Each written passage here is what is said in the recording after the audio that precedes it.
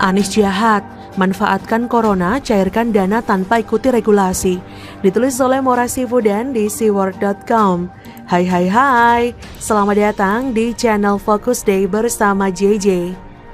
Beberapa waktu lalu publik diramaikan infografis perbandingan alokasi anggaran penanganan COVID-19 antara Provinsi DKI Jakarta 130 miliar dari APBD 87,9 triliun, Jawa Barat 500 miliar dari APBD 46 triliun, Kabupaten Musi Banyuasin 500 miliar dari APBD 28,3 triliun, dan yang tertinggi adalah Jawa Tengah 1,4 triliun dari APBD 28,3 triliun. Grafik tersebut menunjukkan bahwa anggaran DKI paling kecil sementara APBD paling besar. Sumber alokasi anggaran 130 miliar itu sebenarnya bukan hoax, melainkan punya sumber valid dari Ketua Komisi A DPRD DKI Jakarta, Mujiono, seperti dilansir oleh Detik. Menurut Ketua Komisi A DPRD DKI Jakarta, Mujiono, sesuai evaluasi Kemendagri, BTT dari APBD DKI 2020 itu sebesar 188 miliar. Informasi dari BPKD, anggaran BTT ini telah digunakan untuk penanganan banjir sebesar 5 miliar bulan lalu dan sebesar 130 miliar untuk penanganan COVID-19 melalui Dinas Kesehatan. Sisanya masih ada 53 miliar yang bisa digunakan untuk penanganan corona kewilayahan, kata Mujiono. Belakangan, setelah gaduh dan ribut, angka itu direvisi oleh orang yang sama, Ketua Komisi A DPRD DKI Jakarta Mujiono, sebagai anggaran awal penanganan wabah seperti dilansir oleh Republika. Anies juga membantah data alokasi anggaran penanganan COVID-19 hanya 130 miliar. Menurut Anies, DKI sudah mengalokasikan 3,032 triliun sampai Mei. Kata Anies, kami sendiri di DKI Jakarta sudah mengalokasikan saat ini yang sudah dialokasikan sampai dengan bulan Mei itu sebesar 3,032 triliun rupiah. Anies klarifikasi itu setelah gaduh di media sosial. Sebenarnya tidak ada misinformasi. Kenapa? Karena semua informasi benar adanya. Alokasi yang 130 miliar itu tidak salah. Justru pihak Anies yang tidak transparan soal alokasi anggaran pencegahan COVID-19. Tetapi DKI tidak transparan itu bukan tidak ada maksud.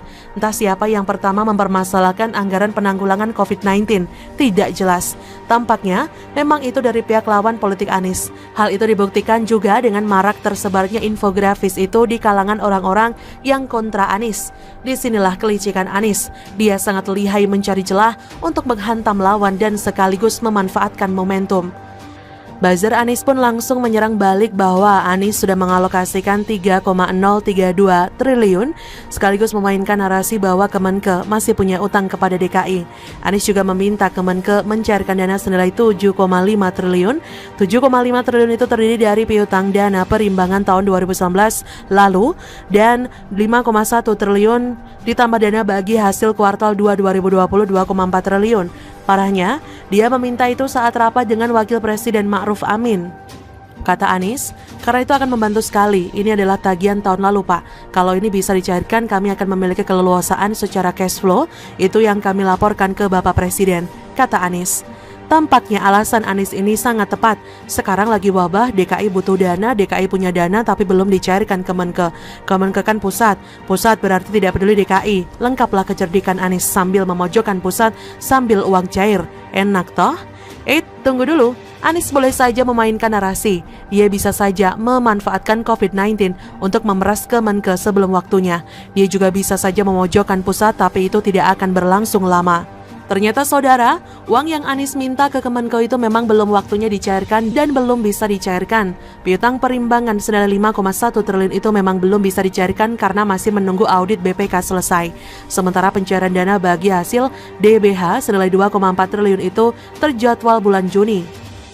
Menurut Adrianto, selaku Direktur Dana Transfer Umum Direktorat Jenderal Perimbangan Keuangan Kemenke, untuk pembayarannya masih menunggu hasil audit BPK dulu. Penganggarannya memang tahun ini, target BPK mudah-mudahan tidak terganggu supaya bisa diselesaikan. Yang 2,4 triliun adalah penyaluran DBH 2020 tahap kedua. Jadi tata cara penyaluran DBH sudah ada aturannya dan berlaku untuk semua daerah. Nah, sekarang jelas ya bahwa Anies jelas-jelas mau memanfaatkan COVID-19 untuk memaksa Kemenkeu agar mencairkan dana yang belum waktunya dicairkan dan belum memenuhi syarat untuk dicairkan. Duit itu memang hak DKI, tapi jangan lupa kewajiban dong. Kalau memang belum waktunya, jadi manfaatkan COVID-19 untuk memaksakan kehendak Kemenkeu melanggar regulasi artinya. Apalagi bukannya hanya DKI loh yang punya duit di Kemenkeu, Pemda lain juga.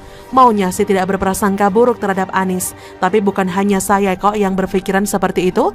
Politisi Gerindra juga loh. Kok begitu banget ya cari sensasi dan cari duitnya? Atau mungkin Anies tidak tahu apa yang sedang dibicarakannya? Salam dari rakyat jelata. Bagaimana menurut Anda? Silahkan tulis komen Anda di kolom komentar, like, subscribe, dan share di sosial media kalian. Artikel ini bisa Anda lihat secara lebih lengkap di laman siword.com. Terima kasih sudah menyaksikan Fokus Day hari ini.